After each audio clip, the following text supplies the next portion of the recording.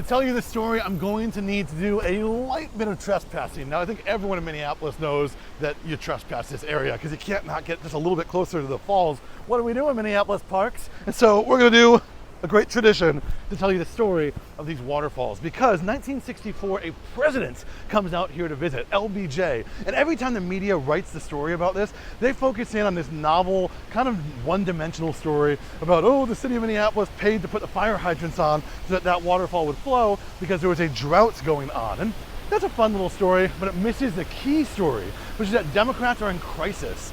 Less than a year before John F. Kennedy is assassinated, and who is going to take his place? I mean, obviously Bobby Kennedy. And yet LBJ rises to the presidency because of, that Constitution thing. But the assumption is he's going to appoint RFK as his VP. LBJ and RFK do not get along. And so what happens in June of 1964? Well, LBJ visits Minnehaha Park, where they're having a Swedish festival, and he brings his friend Hubert Humphrey, former mayor of Minneapolis and then senator of Minnesota. By the time the summer is up, RFK has been snubbed by LBJ, and Hubert Humphrey becomes the vice president. This changes Democratic politics to this day, because that sets up Humphrey to run for president in 1968 and ultimately lose to Richard Nixon.